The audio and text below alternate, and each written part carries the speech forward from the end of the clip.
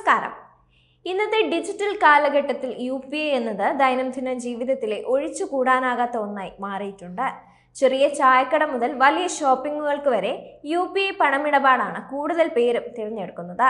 Digital ഇന്ത്യയുടെ ഭാഗമായി കൂടുതൽ പണമിടപാടുകളും ഓൺലൈനായി മാറിയ സാഹചര്യത്തിൽ നമ്മളിൽ ഭൂരിഭാഗം പേരും ഇപ്പോൾ UPI അടക്കമുള്ള സംവിധാനങ്ങളെ ആശ്രയിക്കുന്നവരാണ്. ശേഷിക്കുന്നവരിൽ അധികം പേരും പണമെടുക്കാൻ സമീപിക്കുന്നതാവട്ടെ ATMകളെയും.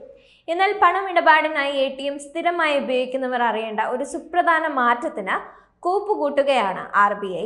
ATM ഇടപാടുകളിൽ നിലവിലുള്ള സർവീസ് ചാർജുകൾ ഉയർത്താനുള്ള നീക്കമാണ് ഇപ്പോൾ RBI നടത്തിക്കൊണ്ടിരിക്കുന്നത്. നിലവിൽ നൽകിയിരിക്കുന്ന 5 സൗജന്യ ഇടപാടുകൾക്ക് അപ്പുറമുള്ള ട്രാൻസാക്ഷനുകളിൽ ഈടാക്കുന്ന ഫീസിനും ATM ഇന്റർചേഞ്ച് ഫീസിലും സാരമായ വർധന തന്നെ ഏർപ്പെടുത്താൻ RBI ആലോചിക്കുന്നതായി അടുത്ത വൃത്തങ്ങൾ അറിയിക്കുന്നുണ്ട്.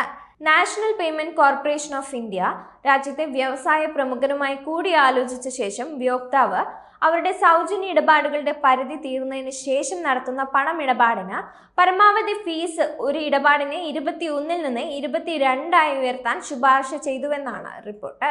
എന്നാൽ ഇത് അപ്പാടെ RBI അംഗീകരിച്ചു എന്ന കാര്യത്തിൽ വ്യക്തത വന്നിട്ടില്ല. ഇതിനു പുറമെയാണ് ATM ഇന്റർചേഞ്ചിങ് ഫീസിലും മാറ്റത്തിന് RBIക്ക് NCPI ശുപാർശ ചെയ്തിരിക്കുന്നത്. പണമിടപാടുകൾക്ക് ATM ഇന്റർചേഞ്ച് ഫീസ് 17 നിന്ന് 19 രൂപയായും പണമില്ലാതെ ഇടപാടുകൾക്ക് 6 നിന്ന് 7 വർദ്ധിപ്പിക്കാൻ NCPI ശുപാർശ ചെയ്തുവെന്നാണ് വിവരം. കേൾക്കുമ്പോൾ ചെറുതെന്ന് തോന്നിയാലും സ്ഥിരം ഇടപാടുകാരെ സംബന്ധിച്ച് ഈ തുക വലിയ ബാധ്യത ഉണ്ടാക്കുന്നതാണ്. ഓരോ തവണയും ഒരു ബാങ്കിന്റെ ഉപയോക്താവ് മറ്റൊരു ബാങ്ക് സ്ഥാപിച്ചിട്ടുള്ള ATM ഉപയോഗിക്കുമ്പോൾ മുൻ ബാങ്ക് രണ്ടാമത്തെ ബാങ്കിന് ഒരു നിശ്ചിത ഫീസ് നൽകേണ്ടി വരും. ഇതിനെയാണ് ഇന്റർചേഞ്ച് ഫീസ് എന്ന് പറയുന്നത്. ഈ 2 ഫീസുകൾ വർദ്ധിക്കുന്നതോടെ പതിവായി ATM സേവനങ്ങളെ ആശ്രയിക്കുന്നവർക്ക് വലിയ തിരിച്ചടിയാകും. നിലവിൽ നോൺ മെട്രോ നഗരങ്ങളിൽ ഉപയോക്താവ് പ്രതിമാസം 5 സൗജന്യ ഇടപാടുകളുടെ പരിധിയും ബാംഗ്ലൂരു, ചെന്നൈ, ഹൈദരാബാദ്, കൊൽക്കത്ത എന്നിവിടങ്ങളിലെ മെട്രോ നഗരങ്ങളിൽ 3 സൗജന്യ പണമിടപാട് പരിധിയും കവിഞ്ഞാൽ ഒരു ATM പണമിടപാടിന് 21 രൂപ വരെ ഈടാക്കാൻ RBI ബാങ്കുകളെ അനുവദിക്കുന്നുണ്ട്.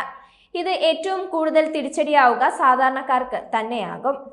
കാരണം രാജ്യത്തെ ബഹുഭൂരിപക്ഷം സ്മാർട്ട് ഫോൺ ഉപയോക്താക്കൾക്കും പണമിടപാടുകൾക്ക് UPI ആണ് ആശ്രയിക്കുന്നത്. എന്നാൽ സ്മാർട്ട് ഫോൺ ഇല്ലാത്തവർക്ക് ATM തന്നെയാണ് പ്രധാന ഇടപാട് കേന്ദ്രം. മാത്രമല്ല, ഗ്രാമീണ മേഖലയിൽ സ്വന്തം ബാങ്കിന്റെ ATM കണ്ടുപിടിക്കാൻ സാധാരണക്കാർ ഇതോടെ നിർബന്ധിതരാകും. അല്ലാത്ത പക്ഷം അവർക്കും പിഴ നൽകേണ്ടി വരും.